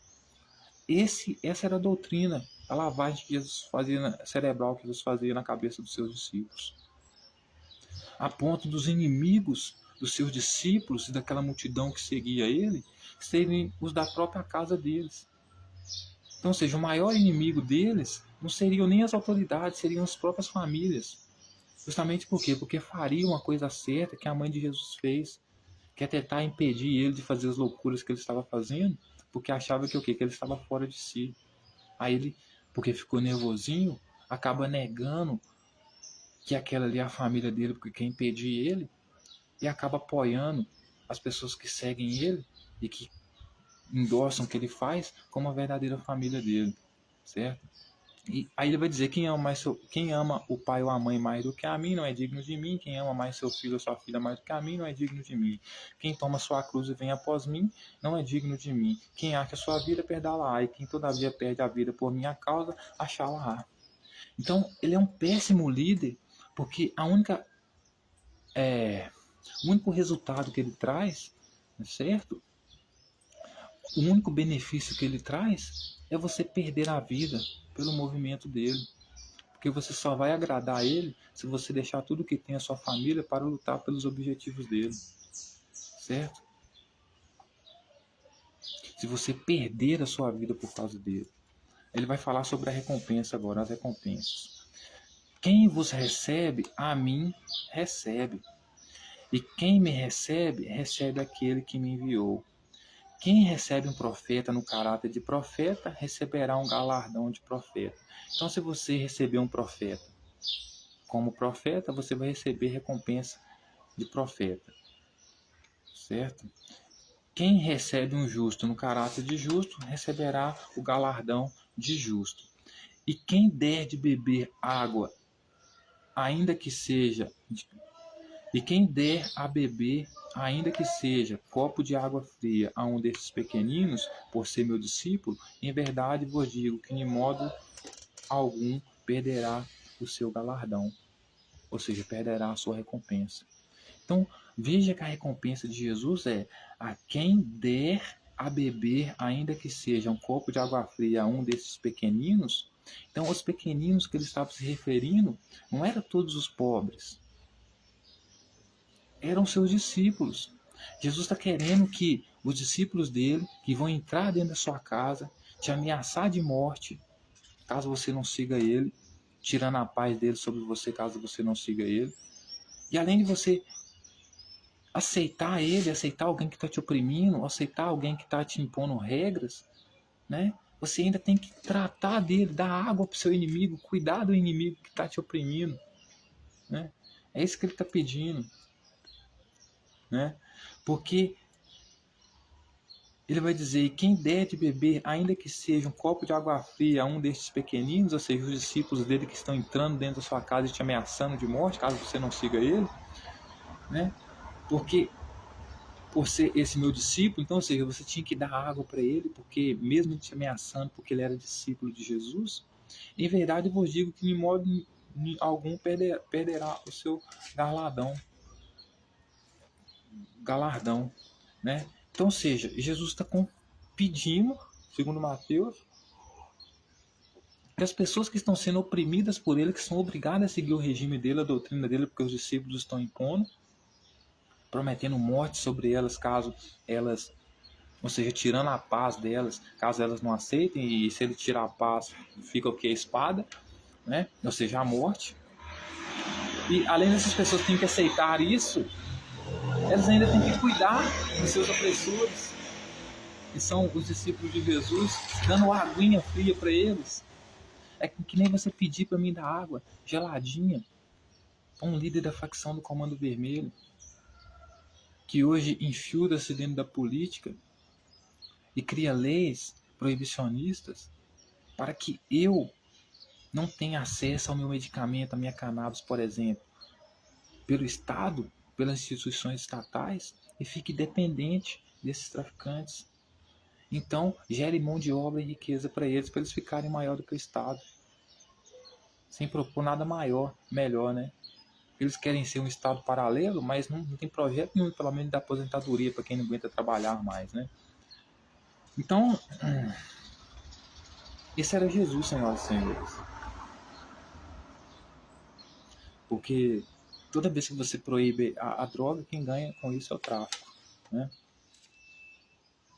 Por quê? Porque não vai pagar imposto, né? Aí ele vai falar, Jesus prega nas cidades. Ora, tendo acabado Jesus de dar essas instruções aos seus 12 discípulos, partiu dali para ensinar e pregar nas cidades deles. Então Jesus deu essas instruções para eles, e como se isso não bastasse, agora vai pregar também na cidade deles. João envia mensageiro a Jesus. Olha só, quem que é? João. Quem que era João? Discípulo dele, tá? Quando João ouviu no cárcere falar das obras de Cristo, mandou por seus discípulos perguntar-lhes: És tu aquele que estava para vir, ou haveremos de esperar outro? Então João fica sabendo dentro do cárcere por que João foi preso, por causa de Jesus, porque Jesus mesmo disse que João e os seus outros discípulos seriam presos e entregues às autoridades por causa do nome dele, que não só seriam presos, mas como seriam mortos. Então aconteceu realmente com João. João está preso por causa de quem? Por causa de Jesus, por seguir o movimento terrorista de Jesus, certo? Então o texto vai dizer que João ouviu no cárcere falar das obras de Cristo. Então ouviu falar no cárcere lá que Jesus estava falando que ia tocar o terror, que ia trazer o reino dos céus, né, por meio dos discípulos que estavam fazendo esse anúncio para ele, né, que aqueles que não aceitassem Jesus seriam levados a cativeiro por ele, né, seriam mortos ao fio da espada, né, que ele ia derrubar as autoridades, etc e tal, ia tocar o terror, ia tocar fogo nos pecadores que não seguiam ele, porque seriam considerados joios no dia que ele fosse peneirar, né, que seria esse dia aqui do Filho do Homem, ou seja, seria o dia da vinda da vingança dele, porque ele veio trazer vingança, né? Então João, ouvindo tudo isso, né, mandou os seus discípulos perguntar-lhe, né, és tu que estava para vir, ou haveremos de esperar outro? Então João manda os seus discípulos perguntarem: ô Jesus, nós estamos esperando aí um Messias aí, porque João também esperava um terroristinha como Jesus. Aí, ouvindo falar de Jesus, ele pergunta se os discípulos perguntarem se Jesus é aquele que eles estavam esperando, ou seja, eles estavam esperando alguém que fosse tacar fogo nos pecadores, estavam esperando alguém que viesse trazer esse regime autoritário. Então João manda os discípulos dele perguntar se esse cara que ele estava esperando era Jesus ou se era outro. porque ele tinha ouvido falar coisas semelhantes a respeito de Jesus. Jesus respondendo disse-lhe: Ide e anunciai a João que estáis ouvindo e vendo, os cegos veem, os corpos andam, os leprosos são purificados, os surdos ouvem, os mortos são ressuscitados, e aos pobres está sendo pregado o evangelho. Bem-aventurado é aquele que não achar em mim motivo de tropeço. Então, ele manda os discípulos dele falar para João que bem-aventurado é aquele que não vê nele motivo de tropeço. Aquele que olha para ele e não pensa que se andar com ele vai ser punido, né? Porque é o de fato que vai acontecer, né? Então, as pessoas que olhassem para ele e vissem ele como uma pedra de tropeço teriam muito mais uma vida melhor do que os que não viram ele como pedra de tropeço e acabaram todos presos, mortos, porque era isso que ele era na vida dessas pessoas, uma pedra de tropeço. Todo mundo que andava com ele tendia a cair, a tropeçar, porque ele era o próprio erro em pessoa, né?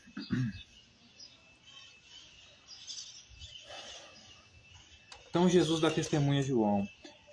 Então, partindo eles, passou Jesus a dizer ao povo a respeito de João, que saíste a ver no deserto, um caniço agitado pelo vento. Tá.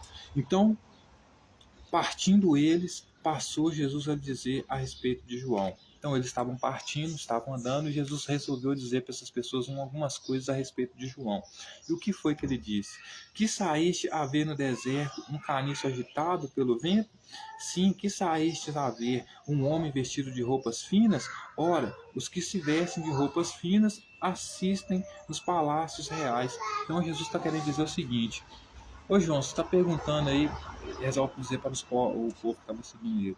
João basicamente está perguntando se eu sou aquele que ele estava esperando vir. E eu vou dar ideia nele. Por quê? Porque se ele está esperando alguém com roupa fina, esse não sou eu. Se está esperando alguém com trajes finos, esse não sou eu. Porque esses são os que estão nos palácios, que são os que prenderam ele. Então eu não sou o cara que ele está esperando. Jesus basicamente falando para os seguidores dele, né? Mas para que saístes para ver um profeta? Sim, eu vos digo, e muito mais que profeta. Então, ou seja, ele está falando o seguinte: se João resolveu sair para ver se eu era profeta, eu vou afirmar para ele que eu sou muito mais do que profeta, né? Muito mais, né? Porque, aliás, você não viu que os profetas não assassinavam ou não planejavam assassinato como Jesus estava planejando, né? E este é e quem está escrito: eis aí, eu envio diante da tua face o meu mensageiro, o qual preparará o teu caminho diante de ti. Em verdade vos digo, entre os nascidos de mulher, ninguém pareceu maior do que João Batista, mas o menor no reino dos céus é maior do que ele. Então, Jesus basicamente está desfazendo de João, né? Porque ele está dizendo: antes de mim não tinha ninguém que era maior do que João Batista. Mas agora que eu estou aqui, o menor no reino dos céus, ou seja, se referindo aos discípulos, são maiores do que João. Então, ou seja, João era bom para Jesus enquanto estava solto. Mas depois que vai preso por causa dele, pergunta se ele é o cara mesmo que vai salvar ele, porque Jesus promete. O que está acontecendo com João é que João está preso, mesmo seguindo Jesus. Ou seja, não estava em nada de bom. Então, Jesus manda esculacho para ele. Em verdade vos digo, entre os nascidos da mulher, ninguém pareceu maior do que João Batista. Mas o menor no reino dos céus é maior do que ele, né? Ou seja, desfaz de João Batista, né? Qualquer um dos discípulos, basicamente dizendo, qualquer um dos discípulos que estão comigo aqui é maior do que você. Aí ele vai dizer: desde os dias de João até agora, no reino dos céus é tomado por esforço, e os que se esforçam se apoderam dele. Porque todos os profetas e a lei profetizaram até João. E se o quereis reconhecer, ele mesmo é Elias, que estava para vir. Então, basicamente está falando: se você quer me conhecer, eu sou basicamente o Elias que você acredita aí que estava por vir.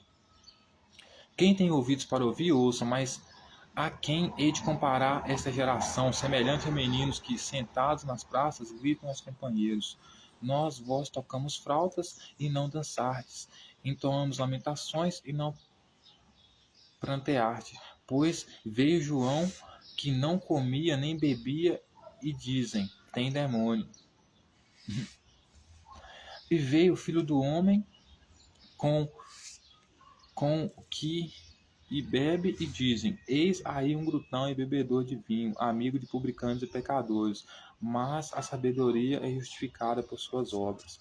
Então, ou seja, ele está basicamente falando para João que ele é o líder que João estava esperando. Porque, embora eles achassem que ele comia com pecador e fosse beberrão, alguma coisa nesse sentido, ele pelo menos deixava claro, né, a sabedoria dele, que era justificada pelas suas obras. Então, ou seja, eles sabiam que Jesus era o que estava por vir, porque mesmo ele sentando com pecadores, ele fez questão de dizer que ele estava sentando com pecadores não porque ele gostava de pecadores, mas sim porque queria convidar aquelas pessoas ao arrependimento. Porque o que ele veio trazer era holocausto, mas ele queria dar uma chance para aquelas pessoas se arrependerem e pedirem perdão dos seus pecados para ele. Certo? Então, ou seja, respondendo a João, sim, eu sou aquele que está por vir. Tanto que as pessoas que me viram até agora, né, conhecem a minha sabedoria porque elas são justificadas pela minha obra. Então, as obras que eu faço mostram que eu sei o que eu estou fazendo. Então, se eu sento com o pecador e digo que eu estou sentando com o pecador para perdoar o pecado deles, eu sei o que eu estou fazendo. Por quê? Porque eu sou aquele que estava por vir.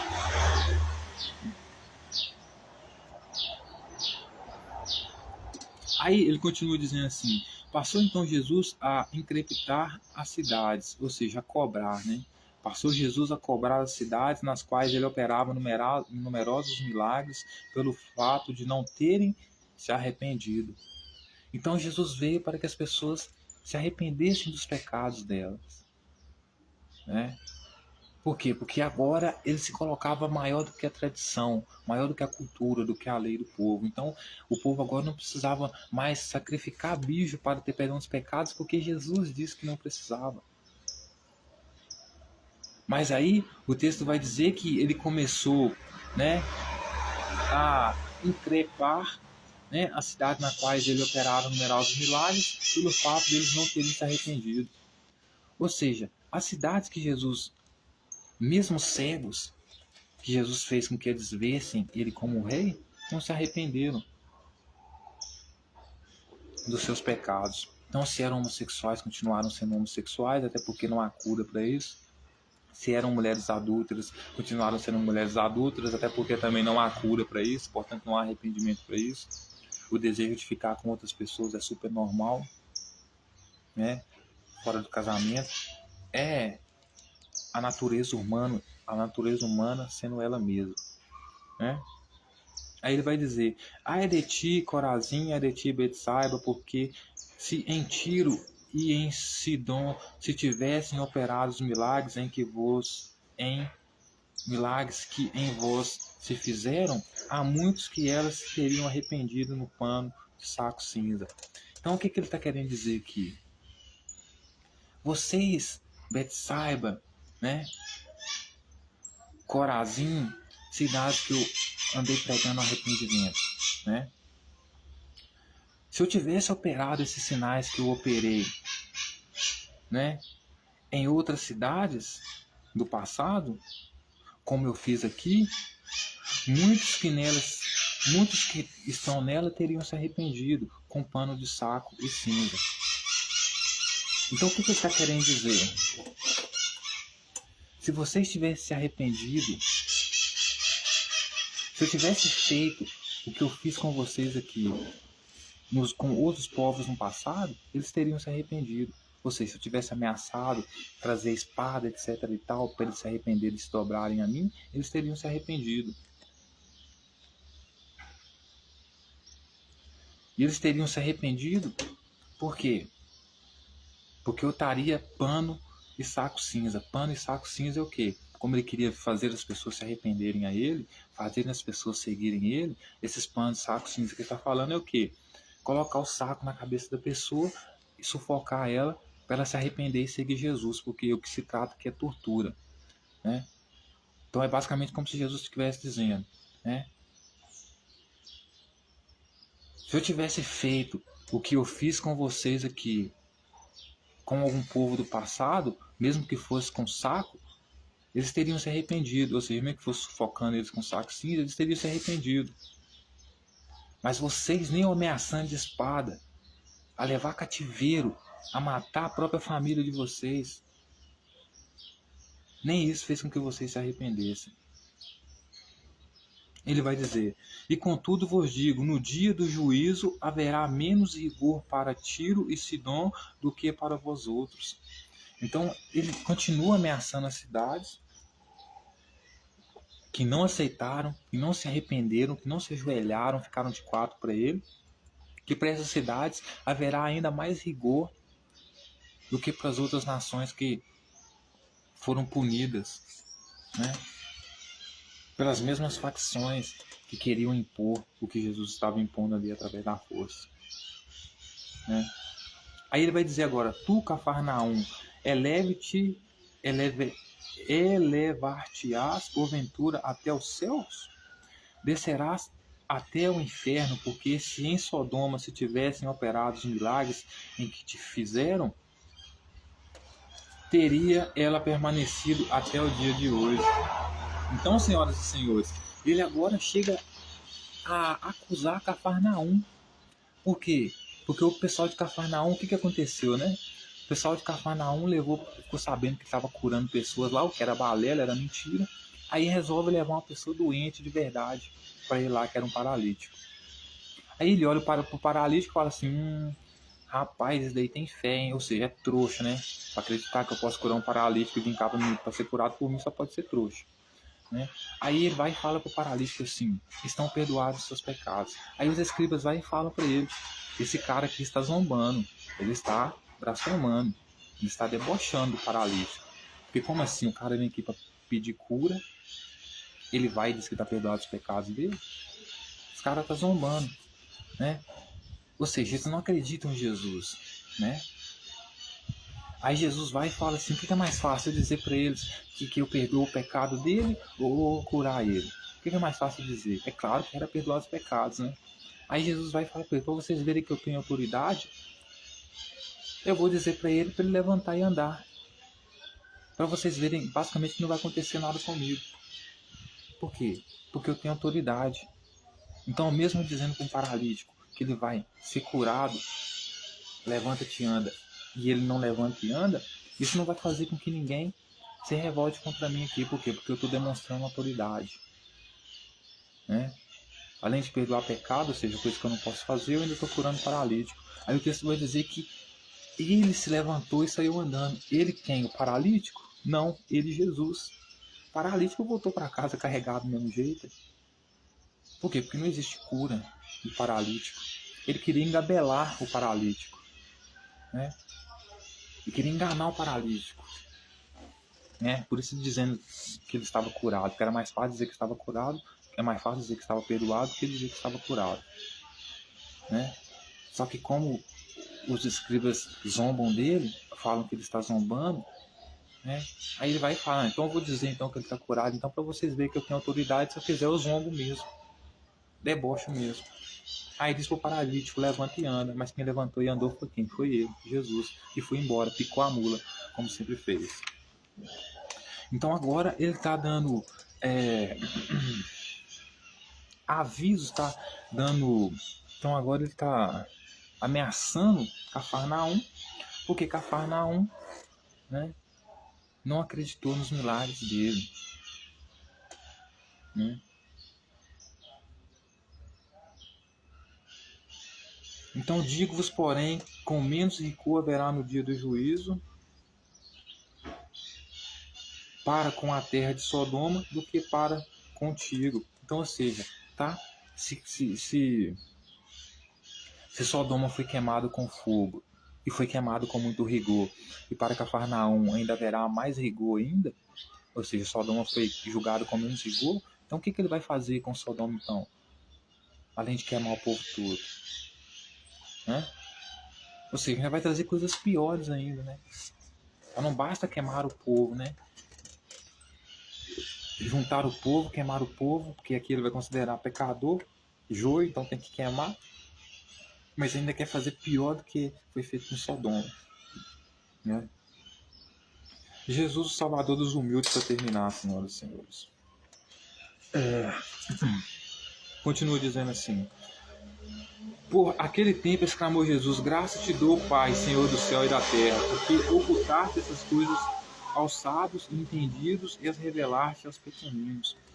Então ele vai dizer, Jesus vai dizer que dá graças ao Pai dele, porque o Pai dele, o Espírito Santo, o líder, o arquiteto desse plano terrorista, ele vai agradecer ele e dar graças a ele, porque ele ocultou, ou seja, ele escondeu estas coisas aos sábios e aos entendidos, ou seja, escondeu das autoridades que ele iria matar todo o povo que negasse a ele, e revelar-te apenas aos pequeninos. Quem que eram os pequeninos aqui? Os discípulos dele, não eram todos os povos, certo?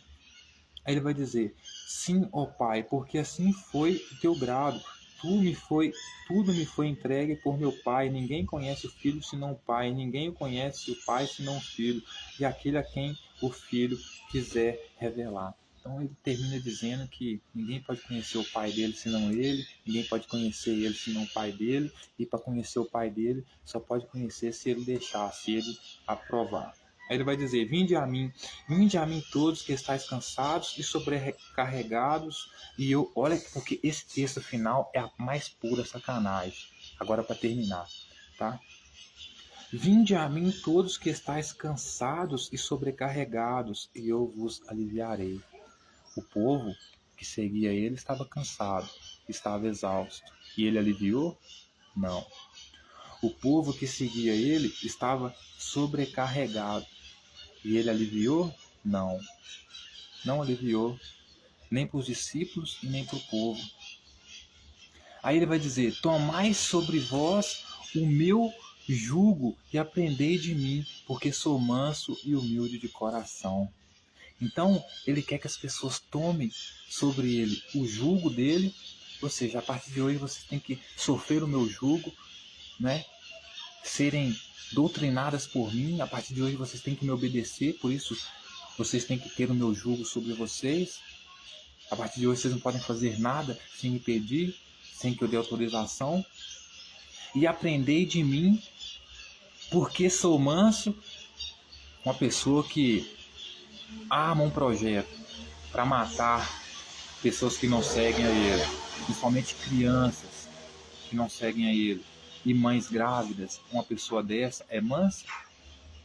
Uma pessoa que diz que não veio para trazer a paz, que veio para trazer a espada, que vai levar a cativeiro todos aqueles que não seguem a ele, que não querem saber dele, que vai pegar como joio todos os pecadores, juntar e tocar fogo neles para morrer queimado. Uma pessoa dessa é mansa e humilde de coração? Se tem uma coisa que Jesus não era, era manso e humilde de coração. Mas se dizia manso e humilde de coração, por quê? Porque enganava pessoas pobres, humildes. Aí ele vai dizer: e acharei descanso para vós, e acharei descanso para as vossas almas, porque o meu jugo é suave e o meu fardo é leve. Então, o jugo dele é suave? Você sair tendo que obedecer ele, tendo que se ajoelhar para ele como se fosse uma criança, porque é isso que ele pede. Tendo que entrar na casa das pessoas amando dele, dizendo que aquelas que não aceitarem a ele, elas serão punidas, porque você vai tirar sobre elas a paz dele. Então, se você vai tirar a paz, só resta a espada. Então, por isso ele vem para trazer não vem para trazer a paz e trazer a espada. Por quê? Porque nenhum dos povos do qual os discípulos passaram na casa deles aceitaram ele. Então, ou seja, todos seriam mortos, considerados pecadores, mortos ao fio da espada, né? Seriam queimados, né? Então, você seguir um jugo desse, você estar sob uma liderança dessa, é estar sob um jugo suave?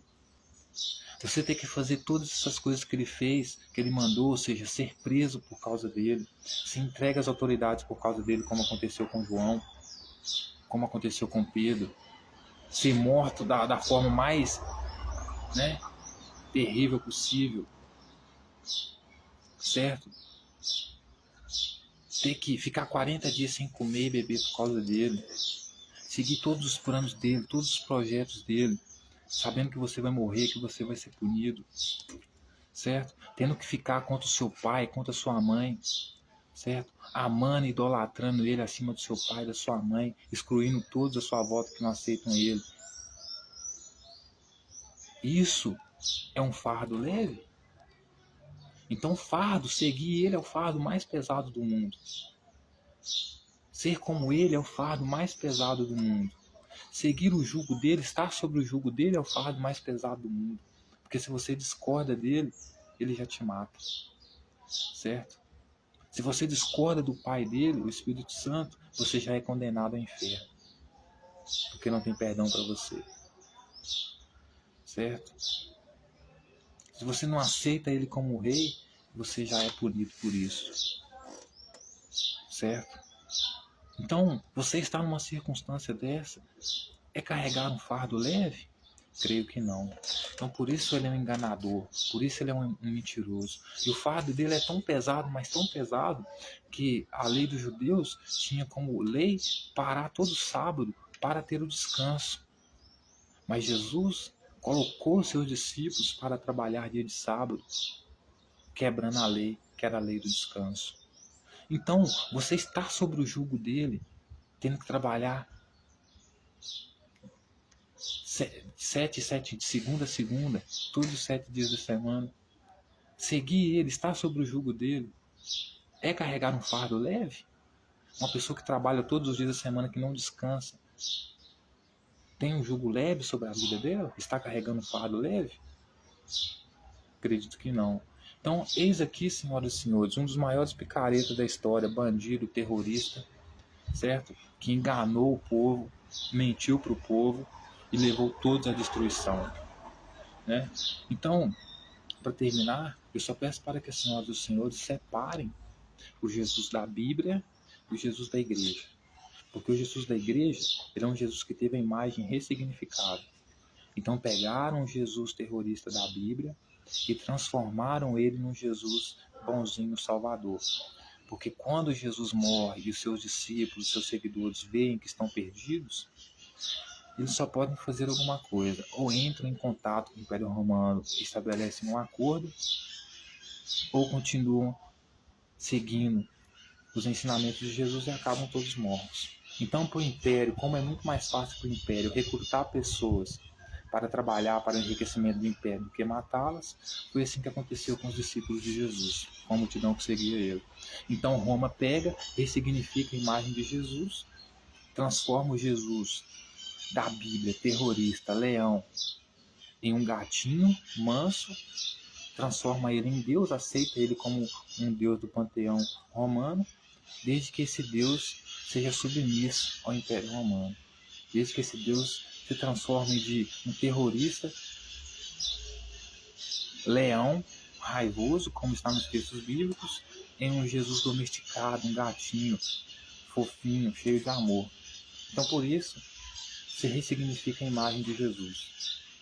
Justamente por quê? Para poder inserir aquela população que seguia Jesus, mas agora está sem líder, né? Na comunidade romana, ressignificando a imagem desse Jesus. Né? Porque você precisa separar esse Jesus da igreja do Jesus da Bíblia. Porque o Jesus da Bíblia, ele é um leão. O Jesus da Bíblia, ele é um terrorista. Ele quer derrubar o Império Romano, ele quer matar os romanos e os judeus que estão em Jerusalém e Judá. Certo? Só que Roma não pode transformá-lo em rei, em uma entidade do Império, aceitando a figura dele real de terrorista, como na Bíblia, que está lutando contra Roma. Então precisa ressignificar a imagem dele, de um terrorista, inimigo de Roma e dos judeus, como descrito nos textos bíblicos. Ele passa a ser então um Jesus domesticado, que apoia Roma, que adora Roma. Inclusive concorda, segundo Paulo, que toda autoridade emana de Deus, que toda autoridade já está lá porque Deus colocou. Por quê? Porque para o cristão da época, para o seguidor da época de Jesus, seria inconcebível Jesus aceitar que as autoridades romanas que estavam dentro de Jerusalém e de Judá estavam lá porque Deus colocou, porque ele mesmo queria combatê-los. Então separe o Jesus da Bíblia do Jesus da igreja. Porque o Jesus da Bíblia é uma coisa, o Jesus da igreja é outra. E com o Jesus da igreja eu não estou me metendo, com o Jesus da igreja eu não me envolvo, está tudo certo, mas eu falo do Jesus da Bíblia. Por quê? Para que vocês entendam como as facções criminosas sempre trabalhavam do mesmo jeito, revertendo a ordem, convertendo as pessoas a seguirem o seu regime e ameaçando, matando, né? Trazendo caos, certo? Então essa é a nossa mensagem aqui, como sempre, nosso símbolo maçônico, né? Porque eu jamais teria coragem de matar uma pessoa, né? Porque eu, por ter tido uma educação, né, maçônica, se posso dizer assim, de alto nível, eu entendo que uma das coisas mais valiosas que existem no mundo, a mais valiosa, são os seres humanos, porque são eles que produzem riqueza. Tudo que nós temos hoje, quem produziu foram os seres humanos, né? No contexto social, político, né? Então, a natureza é tudo de bom, é o melhor produto que a natureza pode gerar é o ser humano. Então, eu não matar outra pessoa para mim é uma coisa inconcebível. Eu sou muito mais ensinar essa pessoa e colocar ela para contribuir com a nossa sociedade, né, para gerar riqueza, etc. e tal, do que matar. Então, estamos juntos. E sejam bem-vindos ao nosso modelo, nosso governo único mundial, com a aliança, né, entre Brasil, China e Rússia. Brasil como agricultura, potência agricultura, China como ciências, tecnologias, cidades inteligentes com câmeras para vigiar 24 horas por dia, com cidades inteligentes de 20 minutos, onde tudo que você precisa está perto da sua casa. Então, China, por ser experiente, vai nos ajudar nesse plano, né, nesse arquitetar essa sociedade, e Rússia como potência militar, né, para guardar nossas riquezas, no sentido de que as pessoas não vêm roubar, né? E assim vamos evoluindo, senhoras e senhores. Então, até mais. Amo todos vocês. Tchauzinho.